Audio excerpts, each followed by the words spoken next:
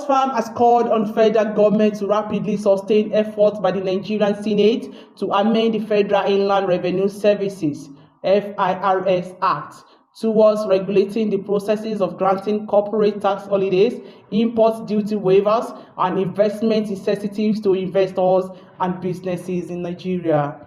While addressing journalists in Abuja on Monday, the acting country director Oxfam in Nigeria, Tijani Ahmed, said the bedrock of poverty is not lack of resources, but in the fact that the top 1% has hijacked the available resources. Tijani noted that 700 million people in Africa are living in poverty, while 7 men on the continent hold $100 billion in wealth. The organization seeks to redistribute profits, also promote inclusive business, or address inequality through government intervention. One is to revitalize the state. You will read from the report that some of these challenges are because we think states have abdicated on their social responsibility, privatizing healthcare, privatizing water, privatizing education. We feel that the state has to come out and be an effective bulwark against extreme corporate power. So government should ensure universal provision of healthcare, education, and social protection, and explore publicly boost and public options in sectors from energy to transportation.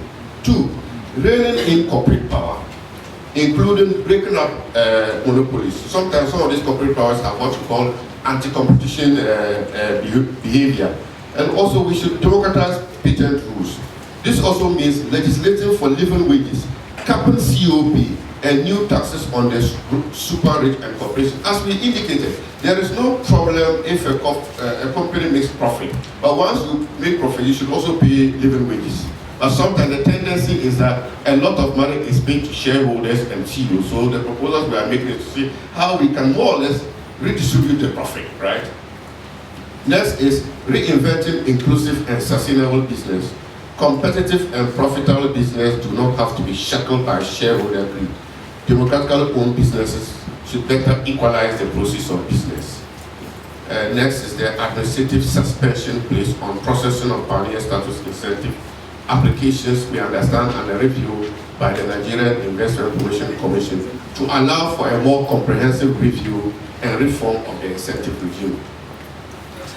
We also understand that the Nigerian Senate is working towards amending the Federal Inland Revenue Service Act towards regulating the processes of granting corporate tax holidays, duty waivers. We feel this is something that momentum has been told by all of us to see the actualization.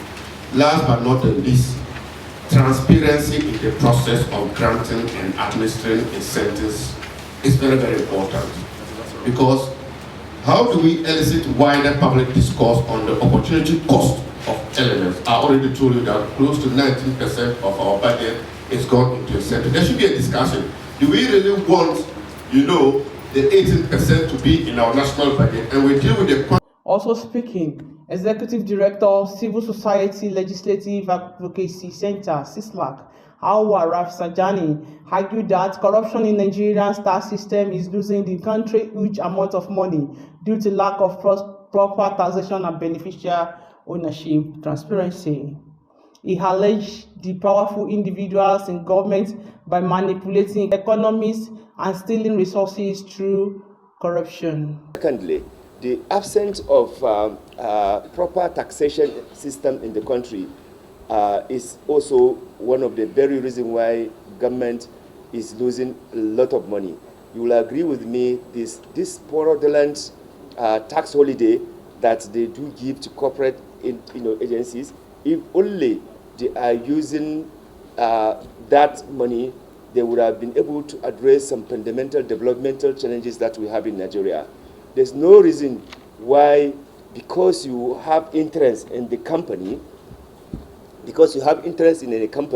you would go and give 5-year tax holiday. And there's no monitoring of the commitment that is supposed to come along with it, which is to say that, okay, if we give you tax holiday for 5 years, you should use the social corporate responsibility to help in terms of augmenting education, healthcare system, and infrastructure. Nobody monitor whatever those corporate agencies or entities or companies are doing with that. So we are losing huge amount of money simply because of corruption. Because the people approving this tax holiday, they have a share in those companies. And that is why we have been pushing for beneficial ownership. Because with beneficial ownership, we will be able to identify and know who owns what, who is director. The recent scandal, again, PASA, exposed how government officials dubiously use their own company, use their wives and children, and get, this kind of either consultancy or contract or tax holiday. Hamzat Lawal, Chief Executive of Connected Development Code, highlighted underfunding of police and lack of transparency in budget allocation, linking it to violence and poverty in Nigeria.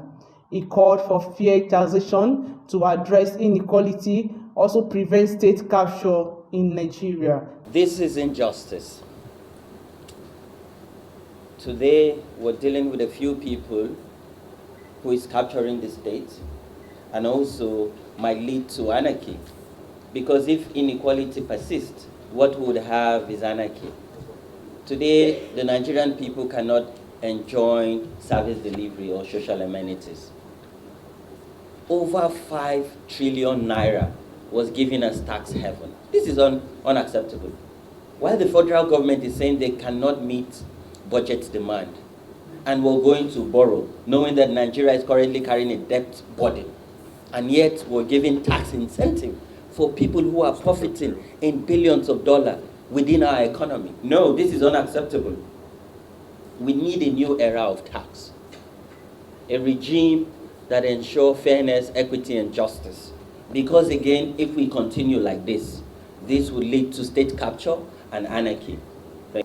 In our country today, we all know that we are not safe because of the level of inequality. Kidnapping has become a business in our country. We are all witnesses to it. And the duty bearers are doing little to check it because somehow it still trickles back. It's like a business. And so we must continue to talk about these things. We must continue to bring out these issues so that the world will hear. And then if by any reason some people that are responsible are able to listen, then they should take positive actions that will bring succor or an end to this kind of menace. Because there's no way we will be borrowing money, like Hamza said, and then we are giving incentives to people at that rate. And then we are crying that we don't have money to run business. It's like we are talking with two different sides of our mouths. You are saying something different and you are acting differently. It cannot be addressed. So I call on all of us that we should continue to bring out this loudly so that they will hear and take positive actions.